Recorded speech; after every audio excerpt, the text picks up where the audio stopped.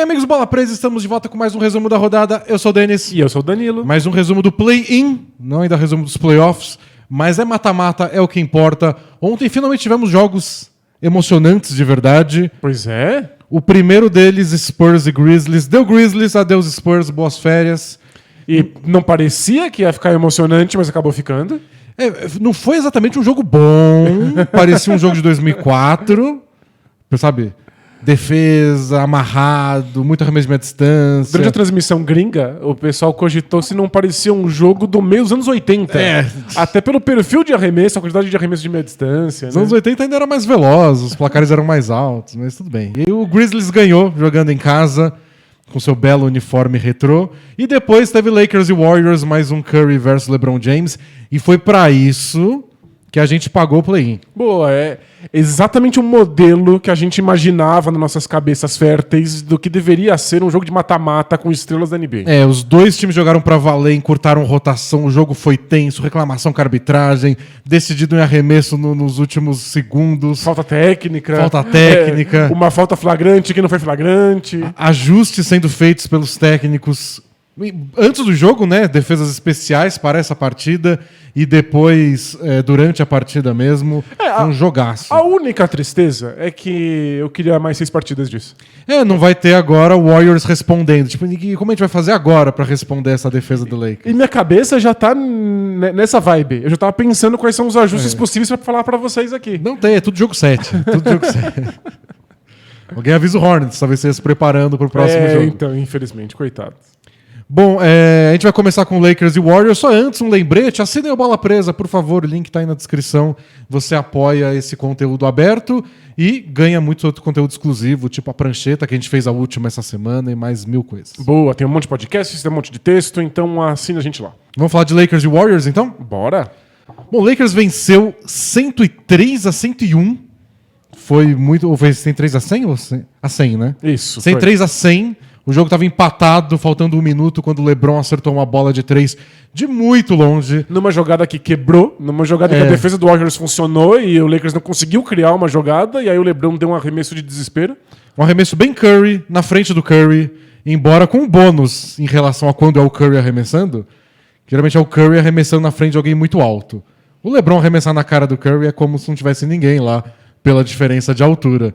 Mas foi bem difícil, ele não estava equilibrado e acabou se provando a bola decisiva, porque o Warriors não conseguiu pontuar nas 2 chances que teve depois. E o Curry até falou que depois que o arremesso do LeBron saiu, ele já estava preparado para correr pro contra-ataque, e aí quando a bola caiu é que ele olhou pra cara do LeBron, tipo, jura? Nesse arremesso você acertou? E o LeBron fez um drama ainda, né? Porque ele tinha tomado uma dedada no olho do Draymond Green.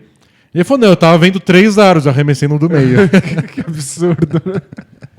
Mas que fique pro folclore. Isso, foi simplesmente um arremesso folclórico. Quando saiu The Last Dance do LeBron, vai ter conta essa história. O dia da dedada no olho. E aí a gente vai em realidade virtual e coloca com 3 aros. Onde você arremessaria? De qualquer forma, foi muito legal. O LeBron que não jogou bem o primeiro tempo, assim como o Anthony Davis e nem o Dennis Schroeder. Os 3 cestinhas do Lakers acertaram 4 arremessos combinados, os 3, durante o primeiro tempo inteiro. E o Lakers sobreviveu. Chegou a ficar 12 pontos atrás, mas não ficou 20, igual todos os outros times que jogaram play-in até agora. Exato. Quando você fica 20 pontos atrás, como o Hornets bem mostrou, é muito difícil você se recuperar num jogo único. O Spurs conseguiu, mas chegou a empatar o jogo de volta, etc e tal. A gente vai falar disso depois. Mas se você perguntar pra eles hoje, se eu pudesse não ter ficado 20 pontos atrás no primeiro quarto... Teria ajudado muito, né? Teria ajudado. O Lakers conseguiu sobreviver a isso muito por causa da sua defesa. O ataque demorou muito pra deslanchar. E calhou de que a gente tá falando de 2 das melhores defesas da NBA. E foi um jogo bem focado nas defesas, né? Acho que as defesas contaram bem a história da partida, né? Do lado do Warriors, eu achei que uma coisa se destacou, que foi o Draymond Green marcando o Anthony Davis. É uma coisa que a gente não esperava que fosse acontecer. A gente até falou que o Draymond Green costuma ficar mais na cobertura do que na marcação individual do Anthony Davis. Mas ele conseguiu fazer isso muito bem. Tirou o Anthony Davis do jogo. Quando o Lakers tentou pick and roll com o Anthony Davis, ele conseguiu roubar a bola. No mano a mano, o Anthony Davis não teve vantagem nenhuma. E o Lakers não conseguiu tirar proveito disso na maior parte das vezes. Em parte, eu acho que porque o jogo estava muito congestionado. E aí eu acho que foi uma das coisas que decidiu a partida, e eu vou mostrar vídeos disso daqui a pouco, que foi quando o Frank Vogel falou, beleza, agora deu, não vamos jogar com mais nenhum pivô. Exato. E você tinha até comentado como tem toda uma bagunça aí de bastidores de quem é o pivô do Lakers, e o Marc Gasol discutindo com o Andre Drummond, e que o melhor Lakers é com o Anthony Davis de pivô. Foi o que a gente viu nos playoffs do ano passado. 60% dos minutos do Lakers nos playoffs do ano passado foi com o Anthony Davis de pivô. Sem JaVale McGee, sem Dwight Howard. E então, tipo, o Drummond, mas aí o Gasol não tá jogando mais, o Gasol tá insatisfeito. Mas e o Harrell? O Harrell não é um problema na defesa. Ninguém. Que tal ninguém? E acabou sendo o melhor momento do Lakers foi com ninguém. Foi com o Anthony Davis sendo pivô. Que tal você pegar o time titular, aí você tira o pivô e bota o cara que foi talvez o jogador mais importante da partida ontem, o Caruso. Alex Caruso. Impressionante, né? Ou pros íntimos, o Caru Show. Ele jogou demais. O Caruso jogou demais.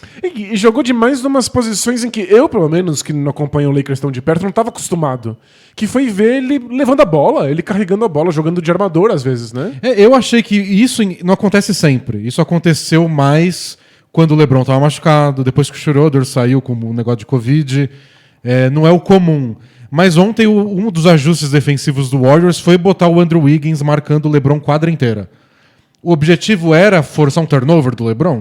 Não, é bem pouco provável que isso acontecesse. Acho que era só atrapalhar e dar uma cansada, né? Incomoda, faz ele correr um pouco mais, faz ele cansar um pouco mais, faz ele forçar o tornozelo dele mais vezes.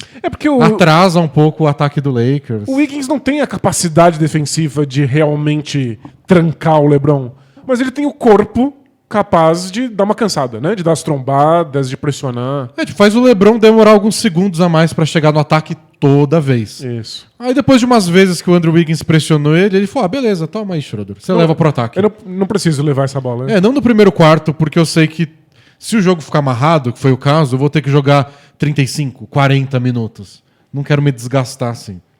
O Lakers tinha até falado que queria jogar o LeBron menos minutos. Ele supostamente ele estava em restrição de minutos. A equipe médica tinha um número máximo que ele iria ficar em quadra e desobedeceram, né? Não dava. Chegou uma hora que o Lakers precisava dele em quadra para marcar pontos. E o Curry também praticamente não sentou. Então a gente já teve um jogo de rotação encurtadíssima. O Curry sentou no começo do último quarto. E aí o Lakers fez 2 cestas, forçou 2 turnovers e tempo, volta o Curry. Não dá. É admitir a impossibilidade. O Steve Kerr foi pego de surpresa, né? Porque geralmente o último quarto não começa com LeBron e Anthony Davis juntos. Ele achou que ele ia colocar os reservas dele contra os reservas do Lakers. Ou só o Anthony Davis, alguma coisa assim, que geralmente é o que acontece. E até aconteceu, acho que no começo do segundo quarto. Isso. Né, os reservas do Warriors saíram muito bem contra os reservas do Lakers. Mas aí começou o quarto período, o Lakers estava com LeBron e Anthony Davis em quadra e o Warriors com Draymond Green e Curry no banco. Aí, imediatamente, depois de uma cesta do Anthony Davis, acho que na segunda posse de bola do quarto, já voltou o Draymond Green. Aí o Lakers fez outra cesta, forçou outro erro do Warriors, já voltou o Curry. Não tem muito tempo pra você ficar vendo o que acontece. E eu achei que fez a diferença, porque o Curry tava conseguindo infiltrar tranquilamente pra dar aqueles floaters dele, né, na meia distância e começaram a dar bico de aro, eventualmente, no quarto período, né? Cansa, né? Cansa, simplesmente cansa. O Curry cometeu 6 turnovers no jogo. Foi uma das outras coisas decisivas. Mas deixa eu mostrar os vídeos de como o ataque do Lakers mudou quando jogou sem pivô. Boa, legal. Então a gente tá aqui já no terceiro período, com Wesley Matthews aqui no cantinho, ele que entrou, ele não tinha participado do primeiro tempo, ele que entrou para ocupar o espaço não, a vaga dos pivôs, espaço é outra coisa. Né? Foi justamente para não ocupar o espaço que ele tá na quadra. Espaço é isso aqui, não tem um pé de ninguém dentro do garrafão, porque o Drummond não tá em quadra, o Drummond estaria aqui. E alguém estaria marcando ele aqui. E aí seriam já 2 corpos próximos à cesta. Mas não, Wesley Matthews está na zona morta. Você tem espaço para infiltrar, para passar a bola. Então, e para não deixar ele completamente... Para não deixar o garrafão completamente livre, né, você tem que colocar o marcador da zona morta mais próximo do aro. E aí você cede essa bola na zona morta. Mas nessa jogada aqui, é só o Kuzma aproveitando esse espaço para fazer a cesta. O Draymond Green chega na cobertura... Mas o Draymond Green, em vez de estar embaixo da cesta, ele está aqui. Porque ele tem que marcar o Anthony Davis, caso a bola chegue no Anthony Davis. Então você tem esse espaço para o Kuzma receber a bola e fazer 2 pontos fáceis, que o Lakers não estava tendo pontos fáceis naquele momento. Outra coisa legal de time mais baixo, todo mundo chega rápido no ataque. E aí você pega o Warriors sem nenhuma formação defensiva, o Anthony Davis passa nas costas do Draymond Green, enterra. E você vê como o Curry foi o último a chegar, né? É. E aqui de novo, Wesley Matthews na zona morta, o Kuzma na outra, não tem ninguém no garrafão. O Caruso vai cortar e receber outro passe, outro backdoor, igual naquela bola do Kuzma. Os dois saindo do LeBron, que é muito bom dando esses passes. E todos aproveitando espaços que não tinham. E de novo, força um turnover e correria. É onde o Lakers é melhor. Nossa, a troca é muito, muito precisa, né? O Kuzma, que está em quadra aqui no lugar também de um possível pivô nele, o Wesley Matthews reservas, o Kuzma puxa, chega rápido, chega mais rápido que todo mundo do Warriors. Então o Lakers ficou mais rápido, conseguiu transformar os turnovers em cesta e conseguiu invadir o garrafão. Aqui a gente vai ver mais uma. O Anthony Davis recebendo a bola. Sozinho, né? Porque não tem mais ninguém, ele é o pivô. Teve uma troca de marcação, não é o Draymond Green. E mais importante, o Draymond Green não tá nem na cobertura. Porque ele tá marcando alguém no perímetro, que é o Caldwell Pope. É que tem 4 jogadores do Lakers fora da linha de 3. E aí a gente descobre, né, que o Lakers com o Anthony Davis de pivô é o matador de small balls. E aqui, finalmente, o LeBron no mano a mano, ele infiltra. Não tem cobertura, não tem ninguém. Esse é aquele momento que a gente falou que o Curry ainda está no banco. O Wiggins hesita em sair do Wesley Matthews para não dar a bola de 3.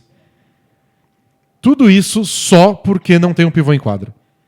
E aí, finalmente, o Schroeder pode infiltrar. É lindo.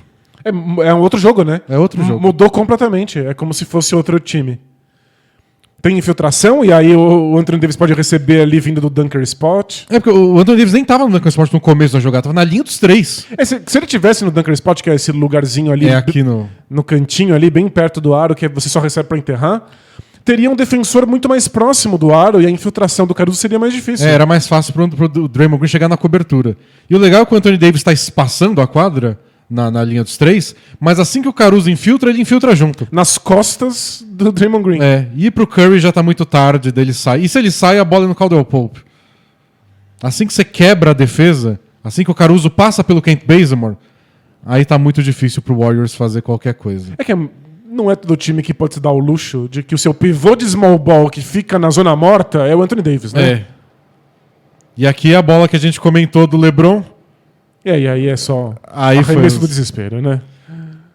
Porque aqui o Lakers chamou, né, a jogada que era o pick and roll para trocar a marcação e o LeBron conseguia atacar o Curry, mas o LeBron perdeu a bola aqui, tinha o Wiggins na cobertura e o Wiggins na cobertura significa o Caldwell Pope livre. Mas quando ele recebe, o Draymond Green tá no lugar certo. Isso, e essa é a genialidade do Draymond Green, né? De conseguir fazer essas coberturas e aí o cara não fica livre. E aí ele achou que ele ia ter o passe pro Anthony Davis, né? Na zona morta. Olha ele procurando. Mas aí fecharam a linha de passe. O Bazemore fecha e quem tá livre é o Caruso.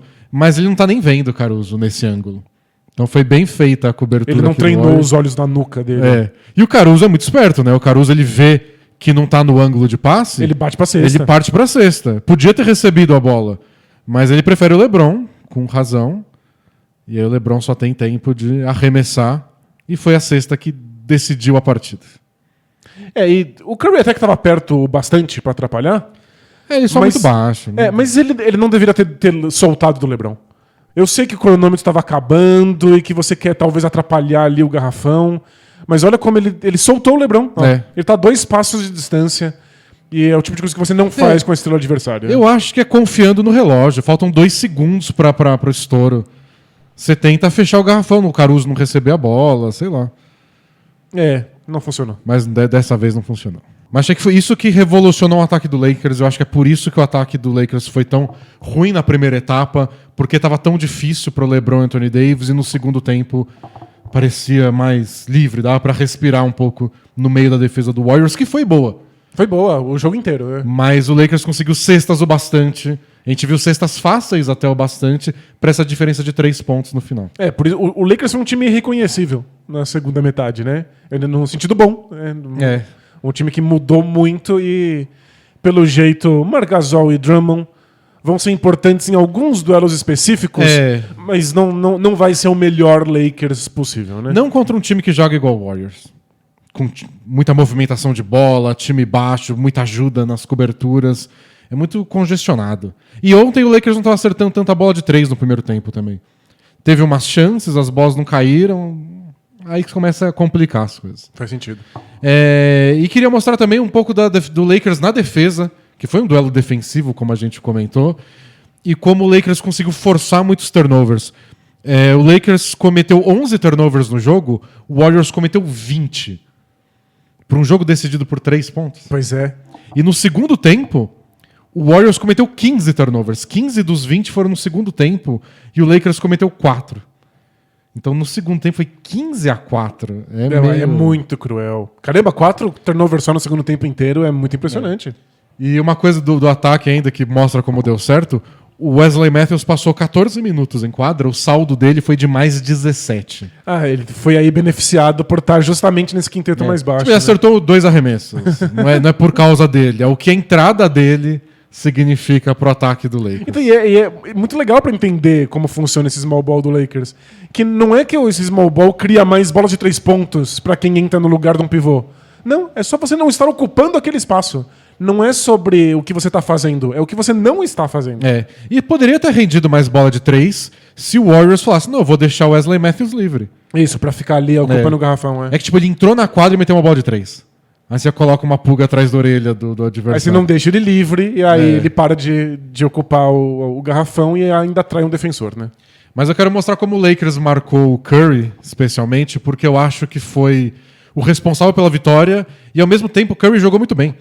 Fez 37 pontos, meteu 6 bolas de 3, de 9 tentativas. O resto do Warriors acertou 9 de 25.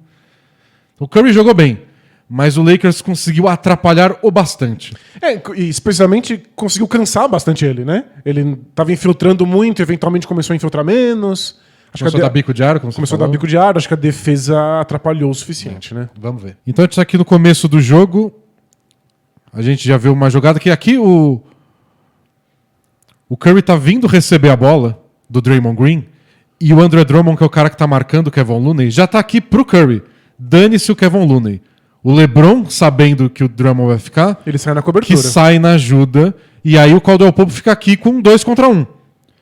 E o Draymond Green vê isso e tenta achar o Andrew Wiggins, e o Caldwell Pope quase tira a bola dele, mas ainda chega no Wiggins, que arremessa na cara do LeBron e acerta. Foi uma das coisas que ajudou o Warriors no primeiro tempo, é que os coadjuvantes estavam acertando as bolas que o Lakers estava oferecendo. E a gente até falou disso, né? Qualquer time que enfrenta o Warriors num jogo único vai querer que quem decida seja qualquer outro jogador. E aí no final do jogo meio que não deu certo, né? E aqui mais uma vez, o Drummond em quadra, mesmo com o Kevon Looney já tendo saído, eu tô ciscando o Anderson aqui, mas o Drummond sai, aí o Caldwell Pope tenta se recuperar por trás, o Anthony Davis já tá no meio do caminho, pra ninguém dar espaço pro Curry. Aí o Curry solta a bola. Recebe de volta, que é o clássico do Warriors. O Anthony Davis já tá aqui, o Caldwell Pope tá atrás, e o Drummond sai um pouquinho depois. É sexta. Tipo, tinha que ter saído agora o Drummond, pra dar um passo pra frente e ocupar esse espaço. Não ocupou? É sexta. Não tem muito o que fazer com o Curry. O plano tava certo. Você erra a execução um pouquinho. E aqui, de novo, o LeBron, nesse tipo de jogada, ele tinha que sair mais forte em cima do Curry. É o que o Lakers estava fazendo até então. Por isso o Curry não estava conseguindo acertar a bola de 3. O LeBron recuou um pouco, já era. Aí é mano a mano com o Dennis Schroeder, é sexta. Então, tipo, pequenos vacilos. Não era toda a posse de bola. Aqui você vê o Anthony Davis em cima. Não igual o LeBron fez. E aí o Caruso de novo. Caramba, E aí?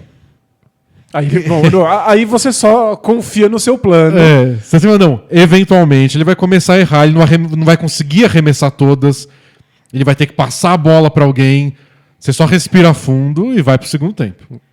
Às vezes você tá fazendo a coisa certa na defesa e não dá certo mesmo assim, porque a gente tá falando de um dos melhores arremessadores, se não o melhor arremessador de todos os tempos. Aqui o Kuzma chega, sempre marcação dupla, mas cadê a marcação dupla? Agora sim, Caldwell Pope. Demorou por um segundo. Mas força, e aí forçou o turnover. Boa, e aí o Lakers conseguiu transformar isso em contra-ataque. E isso é uma coisa legal, porque várias vezes o Warriors não estava chamando ninguém para fazer o bloqueio para que não chegasse a dobra. Mas faz dobra mesmo assim. É o Bazemore que fica livre? Que fica. É o Toscano Anderson que está livre? Paciência. E o Montrezl Harrell ainda tentou tirar o passe mais perto, né? Então, tipo, o Lakers sabe o que tá fazendo. E aí, sexta do Caro Show. Porque ele foi o cestinho do time tirando o LeBron e Anthony Davis. Ó, aqui de novo, a mesma jogada de antes, o Drummond sai. Olha ele, esse corte pra passar no meio da dobra de marcação. E aqui o LeBron, ao contrário do que fez o Drummond no primeiro tempo, assim que o Curry passa no meio da marcação dupla, ele corre pra pressionar. O LeBron tá pressionando. Mas ele tem uma marcação tripla com o Anthony Davis aqui. A espreita. E a gente sabe que o Anthony Davis se recupera, que ele parece longe, mas ele chega. E ele tenta passar a bola, interceptado, turnover do Curry. Precisa acontecer algumas vezes para valer a pena. Aí que é o Draymond Green infiltrando sem o Curry em quadra. E aí esse foi o pesadelo do começo do quarto período que a gente falou, que forçou o Curry a voltar logo. Não tem ataque sem ele. O Caruso roubou a bola da mão do acho que é do Mulder aqui, né? E aí voltou o Curry, marcação dupla de novo. O Draymond Green recebe, não tem espaço para trabalhar, porque aqui já tá o LeBron. O Lakers já estava esperando isso. E quando dá o passe, roubo de bola do Kuzma. É por isso que o Warriors eventualmente parou de tentar essas coisas e o Draymond Green tenta devolver pro Curry só, né? E aqui é o Curry, marcado pelo Caruso, mano a mano, não chamou bloqueio para ir no mano a mano. Para não ter dobra. E o Caruso força um turnover, porque o Caruso é Deus na Terra. E aqui a última posse de bola. Teve uma posse de bola anterior que eu não peguei, deveria ter pego talvez, que é uma marcação dupla no Curry de novo e o Warriors acha o Jordan Poole na zona morta e ele erra. Isso, esse é o plano, né? O Jordan Poole vai ter um arremesso livre no final de jogo? Vai, mas boa sorte acertando. Era a bola para empatar. E aí é que faltando 2 segundos na última bola mesmo, o Warriors vai pro Curry de qualquer jeito. Tem que ser, mas aí todo mundo sabe que vai pra ele, né?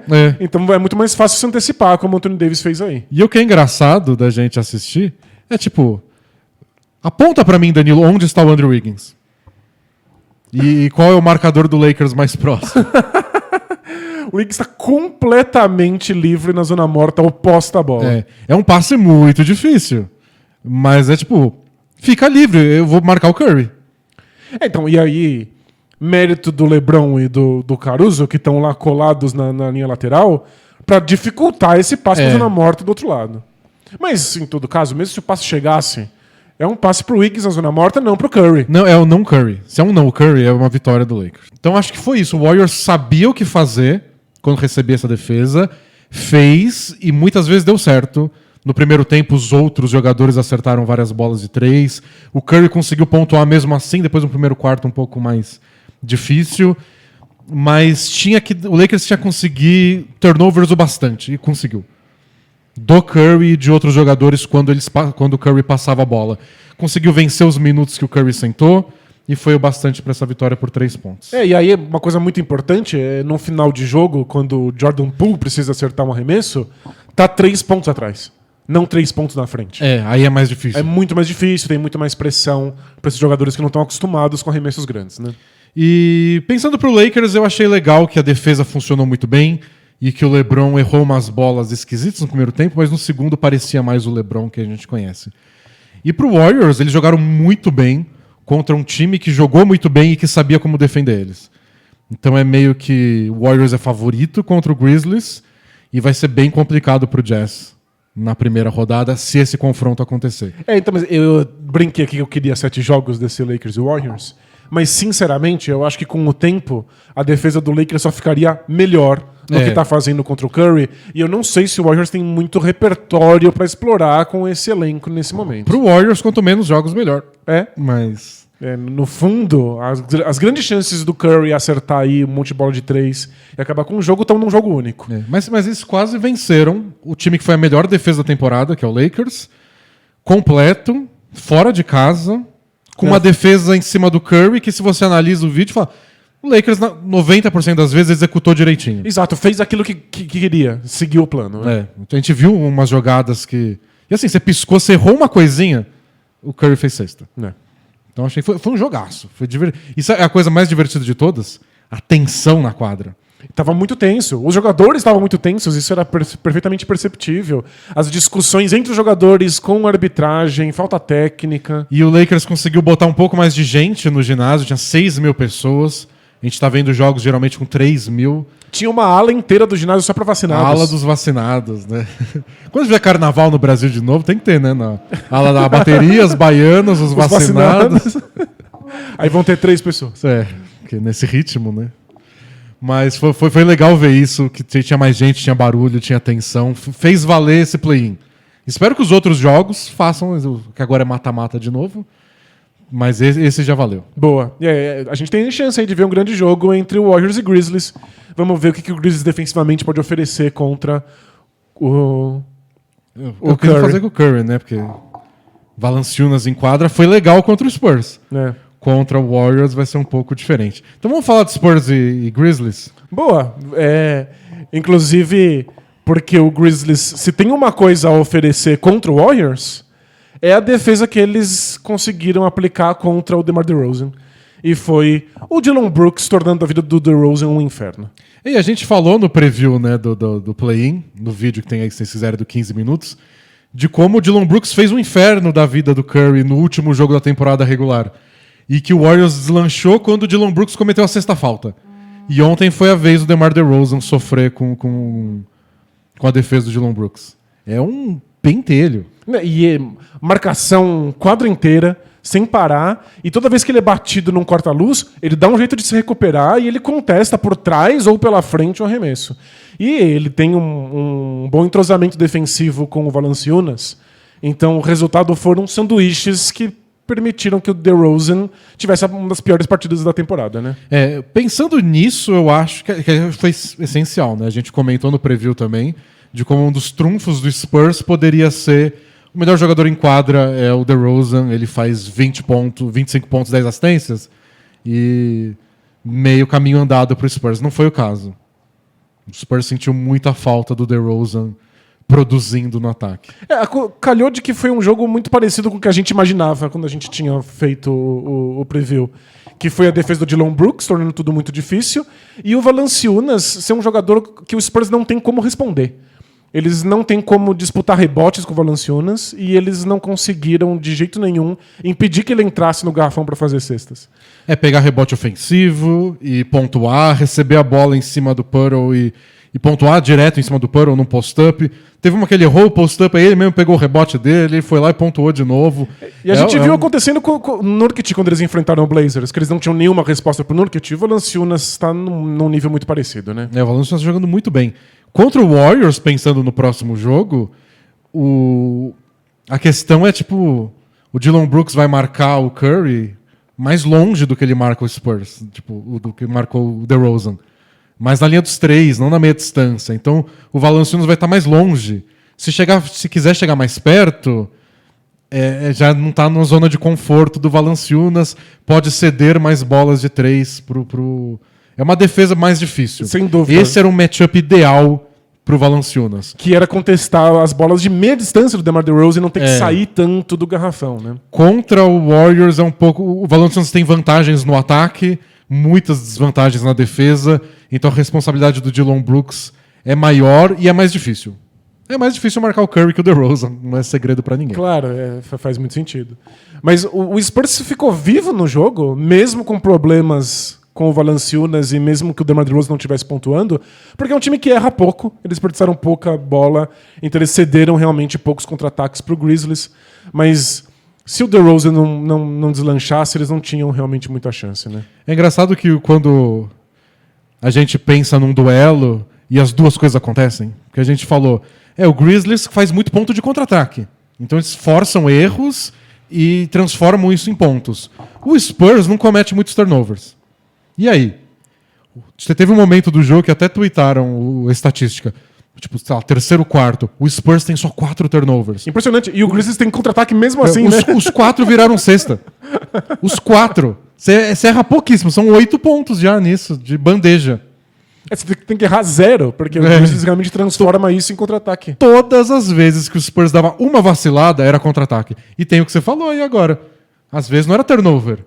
era um arremesso errado que acontece ao longo de um jogo. E o que aconteceu? Muito, já que o Spurs acertou pouquíssimos arremessos. Né? É, e aí o Grizzlies pegava a bola e saía correndo.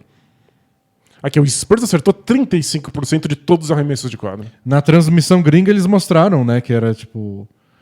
Só até tá com 20 segundos no relógio de posse de bola, o Grizzlies já tá terminando a bandeja.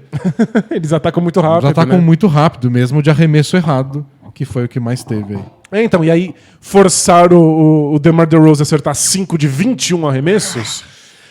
Chegou um ponto em que ele tinha tentado 10 arremessos em cima do Dillon Brooks, tinha errado os 10. Nossa. E fazer o DeMar DeRozan errar tanto permitiu que o Grizzlies pudesse acelerar o jogo, né? Eles transformaram esses arremessos errados em contra-ataque. E aí o Grizzlies, pra quem não viu o jogo foi bizarríssimo. Porque o Grizzlies abriu 20 pontos de vantagem no primeiro quarto. Parecia replay do Pacers e Hornets. E aí no começo do segundo quarto, a diferença já estava em 3. O Spurs teve uma bela reação, né? Foi uma reação imediata. Então, foi uma vantagem gigante do Grizzlies no começo do jogo. No meio do segundo período já estava empatado. Não parecia que um time tinha ficado tanto na frente. Acho que entrou no segundo quarto, o Perry Mills acertou uma bola de 3 pontos. E aí já mudou a tônica do Spurs.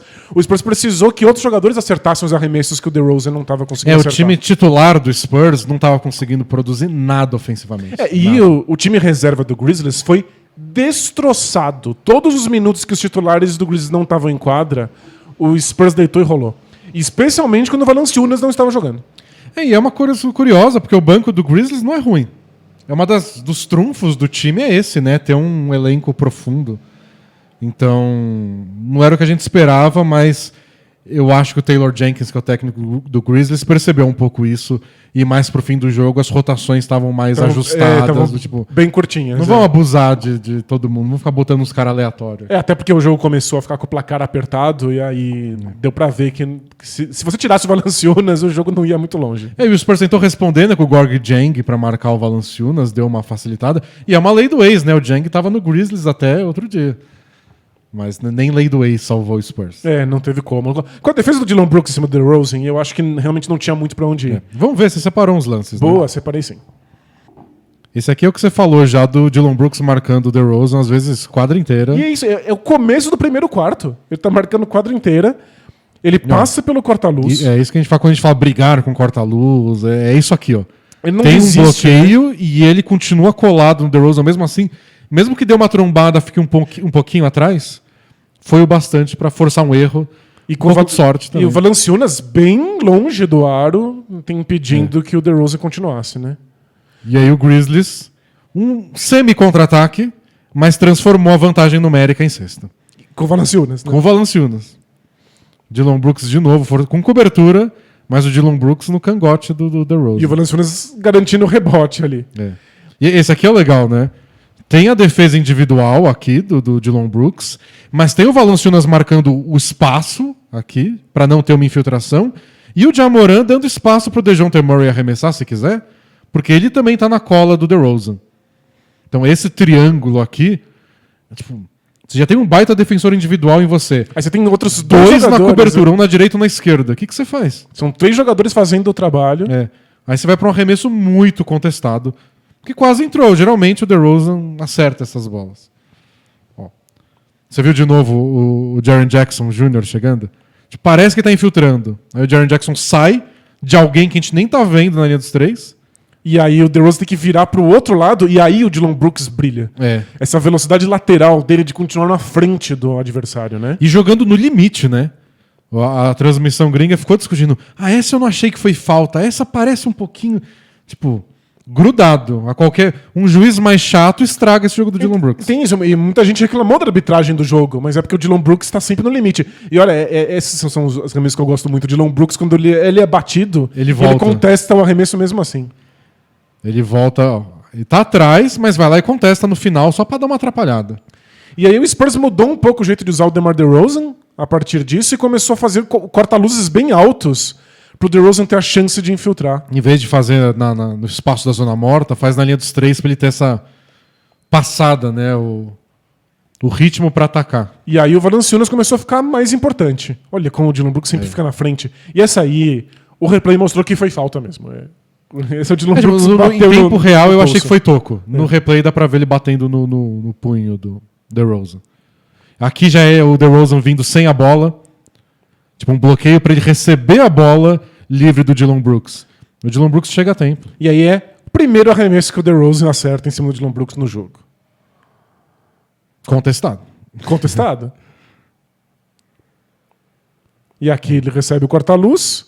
E aí olha como o Valanciunas impede que o DeRozan infiltre até o Dillon Brooks conseguir voltar. E aí são os outros jogadores do Spurs que têm que pontuar. E eles até pontuaram, jogaram bem um pedaço do jogo. Mas quando seu cestinha não tá conseguindo fazer alguma coisa, e o resto do Spurs é tão jovem, como o Grizzlies é, né? Acho que isso deixou o jogo também meio amarrado, com um placar baixo, né? Os dois dos times mais jovens da temporada. Né, são muitos jogadores que não têm experiência, que não querem dar esse arremesso. Olha quão alto foi esse corta-luz. Olha como o Valanciunas contesta. Mas acho que foi a melhor. Foi o melhor lance, porque aqui conseguiu... A finta foi boa, né? O DeRozan finge que vai usar o corta-luz e não usa, né? Ele vai pro outro lado e aí o Dillon Brooks não consegue ficar perto o suficiente. Aqui ele tá finalmente com o corpo inteiro na frente do Dillon Brooks e com o Valanciunas andando pra trás, não o Valanciunas embaixo da cesta. Mas olha onde tá, né? Pra conseguir contestar um possível arremesso de meia distância. Aí ele conseguiu, acho que foi a melhor jogada, assim, a mais limpa do DeRozan até aqui no jogo. Já? Tem que receber a bola longe. Olha, ele tá quase na linha do meio da quadra. E o corta-luz super alto. E dessa vez o Valanciunas não deixou ele infiltrar. E essa ele tinha que ter acertado, né? Porque, tipo, essas coisas deram o mais certo possível. Tirou o Dillon Brooks, onde ele gosta de arremessar, o máximo de distância que ele vai ter para um defensor nesse jogo. Olha onde o braço do Valanciunas tá, né? Então, mas comparado com os outros. Sem dúvida, né? O arremesso mais fácil possível desse jogo. Porque é o que a gente falou do Curry no outro vídeo. Você dá um pouco de espaço, o Curry pune. Aqui deu um pouquinho de espaço, o DeRozan não puniu. Tipo, quando você tem um pouco mais de espaço que o normal, livre você não vai ficar. Um pouco mais de espaço você tem que aproveitar. Mas a confiança tá no chão já. Olha, o Valanciunas e o Dillon Brooks. Perfeito. O entrosamento dos dois defensivamente é muito impressionante. Olha onde tá o Valanciunas. É isso que a gente imagina ver contra o Curry. E esse aqui é o Dillon Brooks respondendo esses bloqueios que o Porro tá fazendo nas costas dele. Ele não sabe nem em que lado tá saindo o bloqueio. Então o que ele faz eu vou ficar de lado. Eu vou oferecer a linha de fundo, e o lateral, no caso, e o Valanciunas marca a lateral. E aí eu tô vendo onde tá vindo o bloqueio, não sou pego de surpresa. E aí dá pra contornar o corta-luz. E consigo me recuperar enquanto o Valanciunas só atrasa o DeRozan. O Valanciunas dá um jeito de ganhar um tempinho pro Dillon Brooks se recuperar. E, não sei, 2, 3 cestas a mais dessas aí que a gente viu que o DeRozan acerta, pode ser outro jogo. Pensando enquanto o placar foi apertado boa parte do segundo tempo. Pois é, né? Se ele acerta aqueles arremessos que ele teve a possibilidade, tem uns aí que eram simplesmente impossíveis. Mas aquele que você mostrou que ele tinha que ter punido o espaço que ele teve, né? E como a gente tá falando de playoff, ou no caso play-in, mas quando o playoff vai ficar cada vez mais difícil, chega aquele momento que também é um bem difícil. Pelo menos 1 ou 2 que você está sendo muito bem marcado e você vai lá e acerta mesmo assim, às vezes isso define uma partida. Pois é. E o DeRozan não conseguiu. O resto do Spurs a gente sabe que não é nenhum grande ataque, né? Nenhuma potência ofensiva. Achei que foi o que fez falta. Foi o que fez a diferença. E o que eu achei que foi muito surpreendente pro Grizzlies é que o Dillon Brooks fez essa marcação quadra inteira, super apertado no DeRozan, super cansativo, e mesmo assim ele deu um jeito de ser o cestinha do time. Né? Então craque do jogo, Dillon Brooks. É isso, né? Às vezes você precisa que os outros jogadores que não sua estrela pontuem, porque toda a defesa tá olhando para elas. O Dillon Brooks virou esse cara que agora pontua em velocidade, que puxa contra-ataque. Então, olha, o Grizzlies encontrou uma pérola aí, né? E vai ser o duelo do próximo jogo, igual foi na última rodada.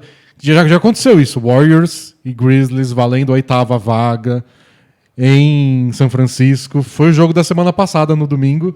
Vão repetir a dose na sexta-feira. Só que agora pra valer, agora eu não tem reclamo, né? Nem eu, vai ser divertidíssimo. E olho nesse duelo Dillon Brooks e Steph Curry, que o Dillon Brooks fez tudo isso contra o Curry no domingo e saiu com 6 faltas. Porque ele joga no limite e o Curry não é fácil de marcar. Depende um pouco da arbitragem e depende um pouco de como o Curry vai responder a isso. E, inclusive, que resposta o Warriors vai ter pro Valanciunas, defensivamente e ofensivamente. Boa. E, bom, é isso, pessoal. Hoje à tarde a gente volta aqui no YouTube para gravar o podcast, que vai estar amanhã disponível na sua plataforma favorita. E conversaremos sobre agora o Lakers e Suns, né? Temos uma série definida. Pode fazer preview das séries, aí agora o Lakers está dentro oficialmente dos playoffs. Boa. Então a gente se vê mais tarde no podcast, amanhã com mais um resumo da rodada. Boa, aperta o sininho aí, assim que a gente entrar ao vivo aqui no podcast você vai ser notificado. E a gente se vê em breve. Tchau! Tchau, tchau!